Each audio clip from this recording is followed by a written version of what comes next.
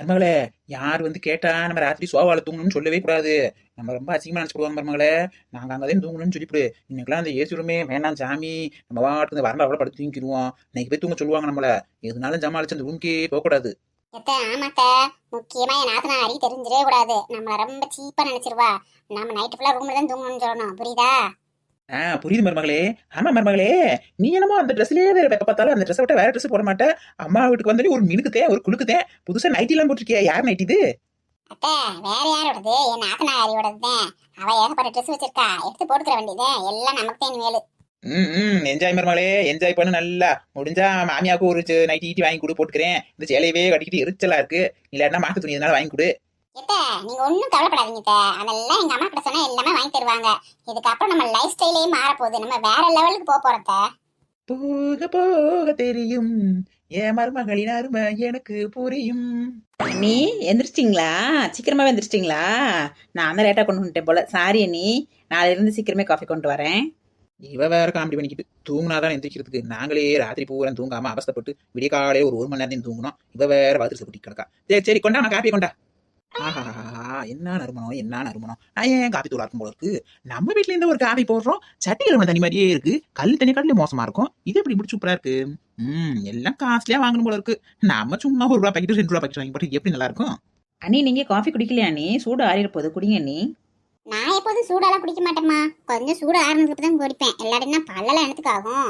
ரொம்ப சூடா குடிச்சா பல்லெல்லாம் பொறிஞ்சு போயிடும். அப்ப என் அழகு கெட்டு போயிரும்ல.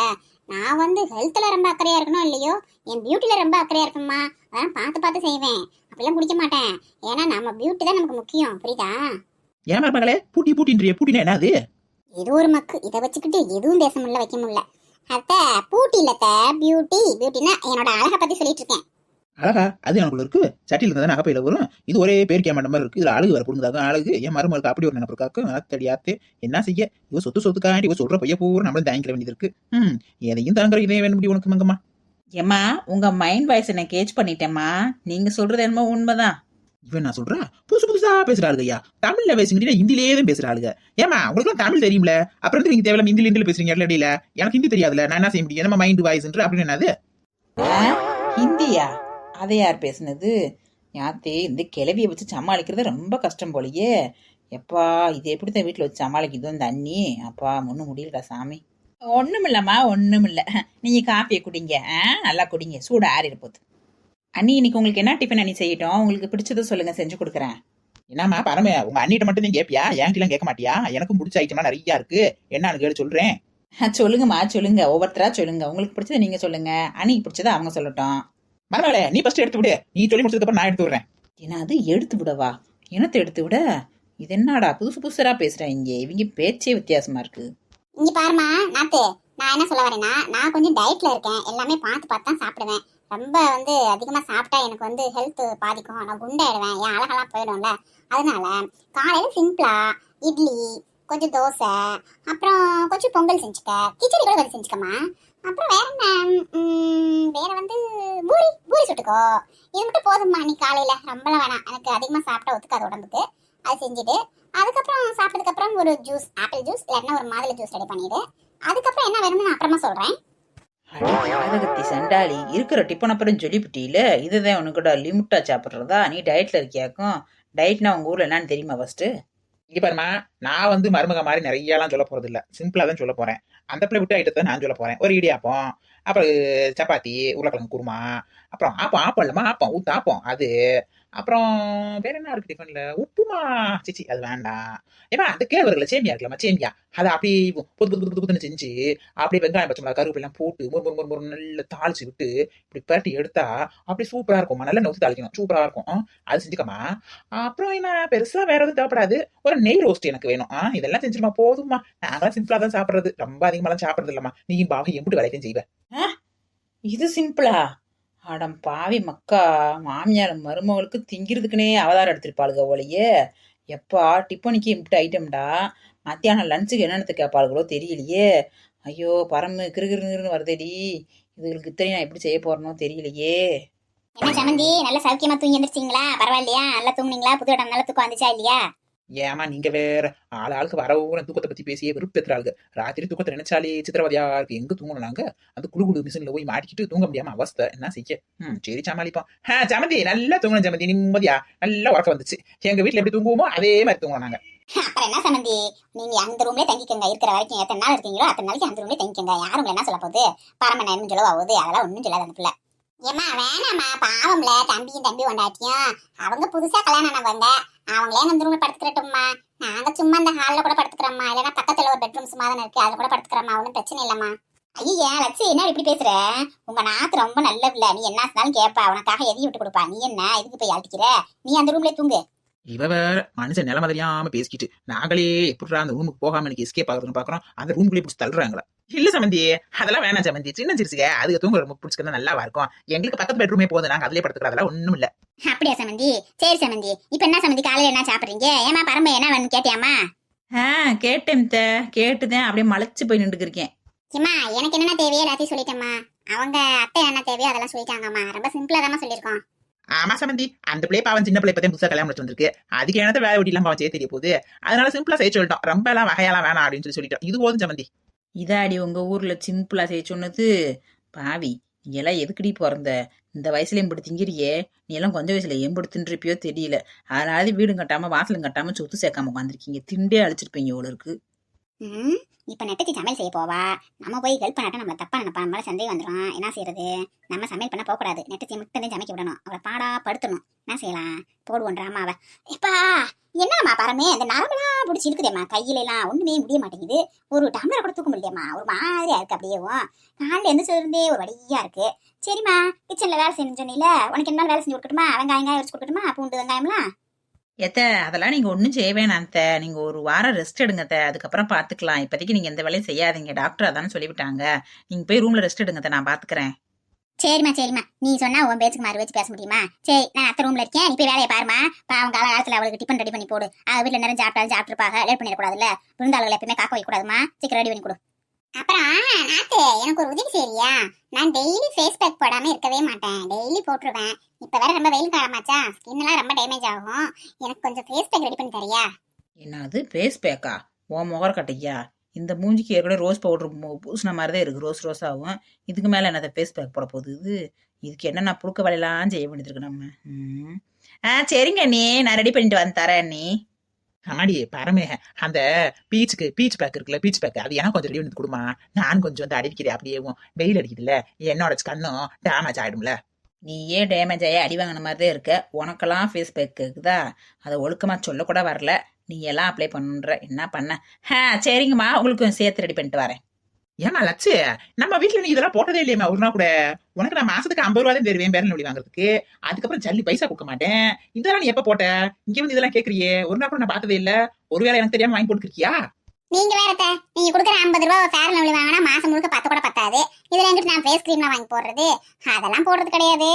சும்மா அது நம்ம வீடு, இது எங்க அம்மா வீடு. இங்க எல்லா வசதியும் இருக்கு. வேலை செய்ய நாத்து இருக்கா. அப்புறம் நமக்கு கவலை. நம்ம இஷ்டத்துக்கு அவ்வளவு வேலை வாங்கிக்கிற வேண்டியதான். எதை சொன்னாலும் செய்ய போறா. மாட்டேன் என்ன சொல்ல போறா? அதனாலதான் சும்மா தானே இருக்கா. ஏதாவது ஃபேஸ் பேக் ரெடி பண்ணா போட்டுக்கலாம்ல. நம்மளுக்கு கொஞ்சம் அழகா அப்படி இன்க்ரீஸ் பண்ணிக்கலாம்ல. என்னது இன்கிரிமெண்ட் தருவாங்களா? பேச அழகாக்கனா இன்கிரிமெண்ட்ல தருவாங்க? அது இன்கிரிமெண்ட் இல்ல, இன்க்ரீஸ். என் அழகா அதிகப்படுத்தணும்னு சொல்ல வரேன். அப்படியா? சரி, அதத்தான் நீ மலையாளத்துல சொன்னியா? சரி. அடி பாவிகளா, நீங்க உங்க வீட்டுல பிச்சைக்காரி மாதிரி தெரிஞ்சுக்கிட்டு இங்க வந்து அட்டகாசமா பண்றீங்க. அட்டகாசம் இருங்க, உங்களை வச்சுக்கிறேன்.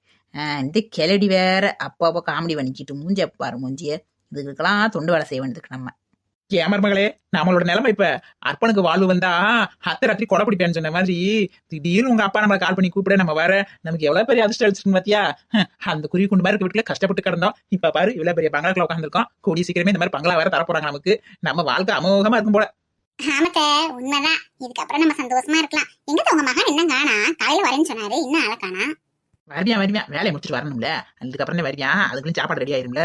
இங்க வரமா லட்சு, உன் புருஷனுக்கு இந்த வீட்டுல மதிப்பு மரியாதை வாங்கி தரது உங்க கையில இருக்கு. துளி கூட உனக்கு மரியாதை குறைஞ்சக்கூடாதுமா.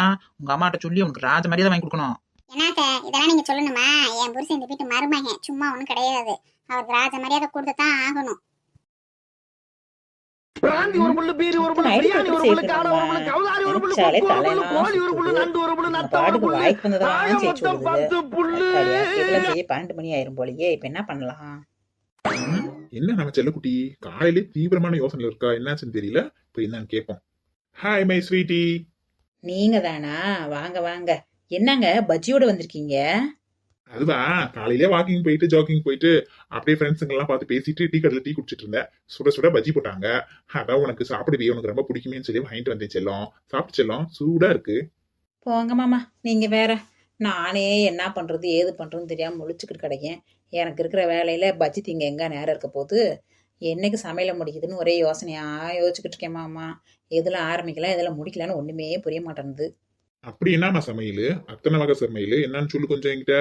பிராந்தி ஒரு புல்லு, பீரி ஒரு புல்லு, பிரியாணி ஒரு என்ன புல்லு, மாமா, காரம் ஒரு புல்லு, புரிஞ்சுச்சா கவுதாரி ஒரு புல்லு, உங்களுக்கு நான் குக்கு ஒரு புல்லு, சொன்னதெல்லாம்? கோழி ஒரு புல்லு, நண்டு ஒரு புல்லு, நத்த ஒரு புல்லு, இத்தனை item கேட்டாங்க. ஆக மொத்தம் இத்தனையும் 10 செஞ்சு எனத்துக்காக. புல்லு. நீ ஒண்ணும் கவலைப்படாத. நான் போய் ஹோட்டல்ல போய் எல்லாம் வாங்கிட்டு வந்துடுறேன், சரியா? என்ன மாமா சொல்றீங்க? எல்லாத்தையும் வாங்கிட்டு வந்துடுறீங்களா? சீக்கிரம் வாங்கிட்டு வந்துருங்க மாமா.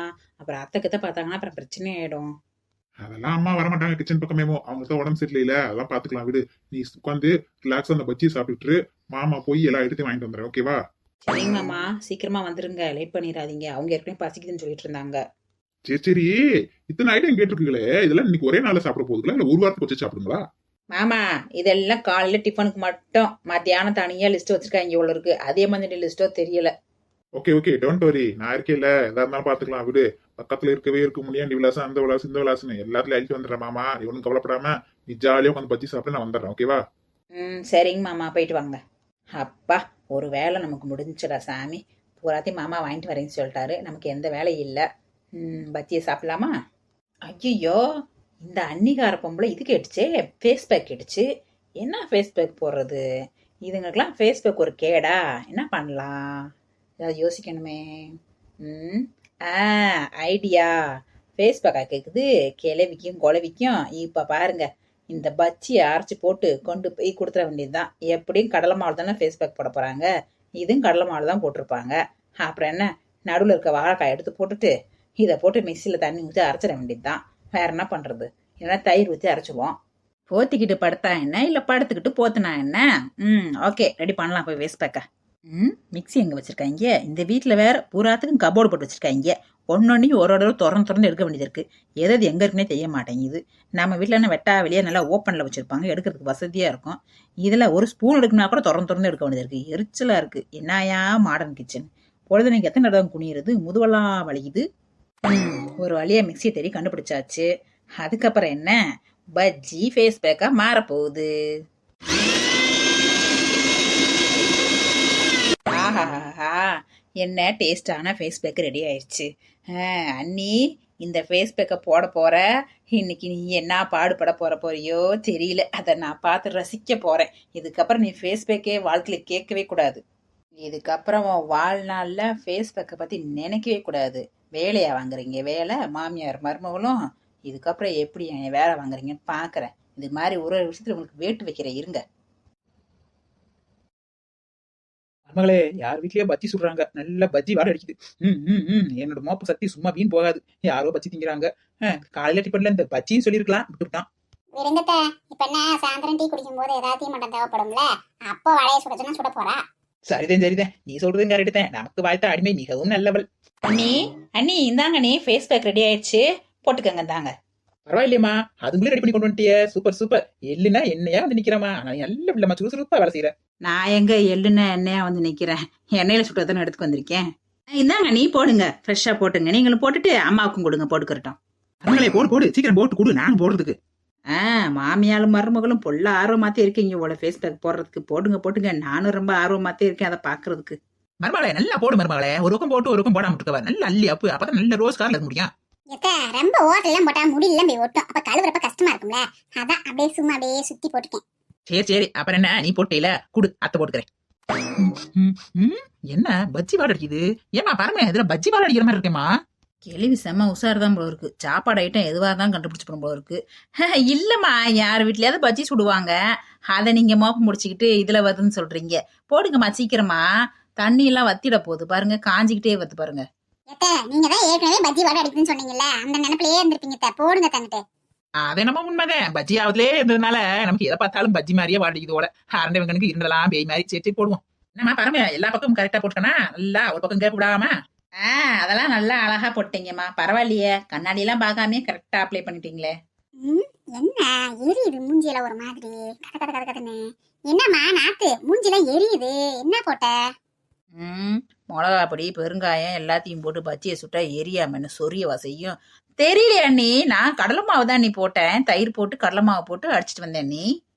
ஐயோ மருமகளே எனக்கு அப்படியே எரியுதே மூஞ்சி எல்லாம் கட கட கடதுன்னு என்ன ஆச்சுன்னு தெரியல.